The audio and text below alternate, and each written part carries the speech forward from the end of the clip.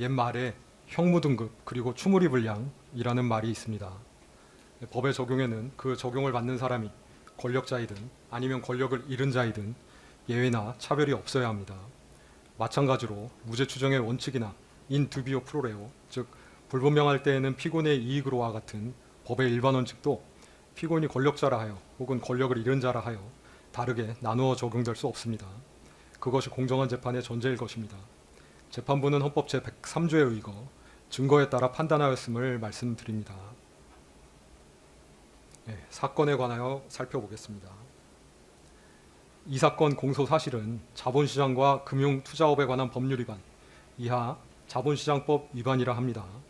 정치자금법 위반, 특정범죄 가중처벌 등에 관한 법률 위반, 알선수재, 이하 알선수재라고 합니다. 이렇게 셋으로 되어 있습니다. 차례대로 살펴보겠습니다. 첫 번째, 자본시장법 위반의 점 공소 사실은 피고인은 시세 조종 세력인 이모 씨, 권모 씨, 민모 씨, 김모 씨 등 이하 특정인을 언급할 때를 제외하고는 이 사람들을 시세 조종 세력이라 하겠습니다.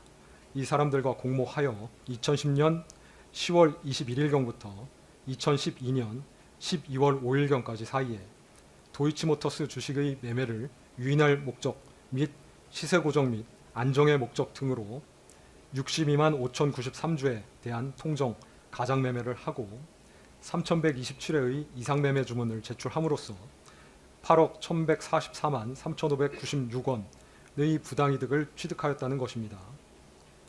공소사실의 2010년 10월 21일경부터 2012년 12월 5일경까지 사이에 피고인의 자금이나 주식이 도이치모터스 주식 매매에 이용된 것으로 공소 제기된 것은 2010년 10월 22일경부터 2011년 1월 13일경까지 피고인의 대신증권 계좌 주식 18만 주와 20억 원이 입금된 미래 에셋대우 계좌가 이용된 것, 2011년 3월 30일 2만 3천 주를 하나투자증권 계좌로 매수한 것, 2012년 7월 25일경부터 2012년 8월 9일경까지 19,635주를 하나투자증권 계좌로 매수한 것 등 크게 3개의 행위로 나누어집니다.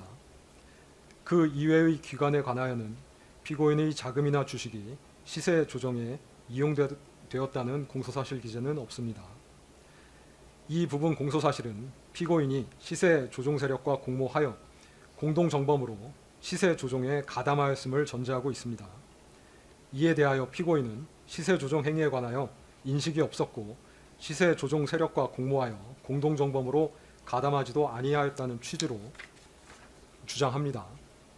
즉 쟁점은 피고인이 시세 조종 행위에 대하여 인식이 있었는지 여부, 인식이 있었다고 할 경우 피고인이 시세 조종 세력과 공동 정범인지 여부입니다.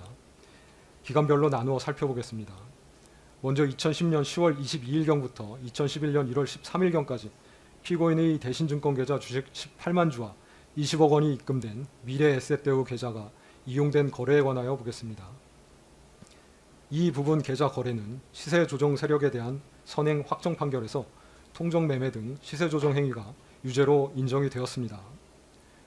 피고인에게 이러한 시세 조정 행위에 관하여 인식이 있었는지에 대하여 보면 피고인은 미필적으로나마 자신의 자금이나 주식이 시세 조정 행위에 동원될 수 있음을 인식하면서도 이를 용인하였다고 볼 여지가 없지 않습니다. 그 이유는 다음과 같습니다. 첫째, 피고인이 시세 조정 세력이었던 블랙펄 인베스트먼트 대표 이모 씨, 이하 블랙펄이라고 합니다. 등에게 위 주식 매도하고 자금을 일임하여 일임 매매를 위탁한 것으로 보이는데 피고인이 블랙펄 측에 주기로 한 수익금 40%는 일반적인 경우보다 상당히 높습니다.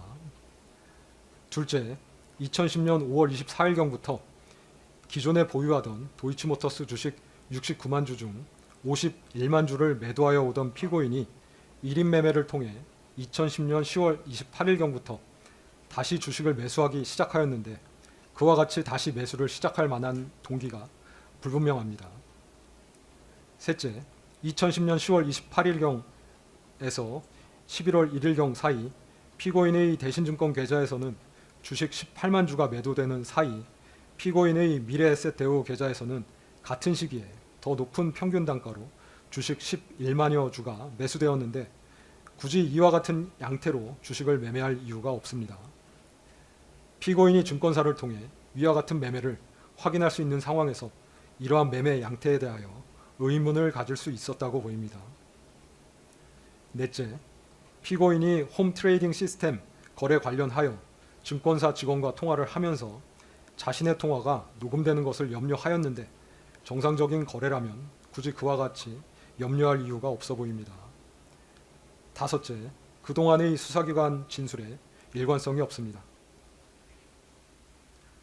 다만 시세 조정 행위에 대한 인식이 있다고 하더라도 공동정범이 성립하기 위하여는 공동가공의 의사, 즉 공범 사이의 의사의 결합이 있어야 합니다. 이는 공동의 의사로 특정한 범죄 행위를 하기 위하여 일체가 되어서 역할 분담을 통해 서로 다른 사람의 행위를 이용하여 자기의 의사를 실행에 옮겨야 함을 말합니다. 즉, 공동정범 사이에 서로의 행위에 대한 인식 및 용인이 있어야 합니다. 이러한 관계가 합리적 의심 없이 증명되어야 하고 그와 같은 증명이 없다면 설령 피고인에게 유죄 의심이 간다고 하더라도 피고인의 이익으로 판단할 수밖에 없습니다. 그런데 2010년 10월 22일경부터 2011년 1월 13일경까지 도이치모터스 주식을 이용한 시세 조정 행위와 관련하여 피고인이 시세 조정 세력과 공동정범으로서 범행을 실행한 것이라고 단정하기 어렵다고 보입니다.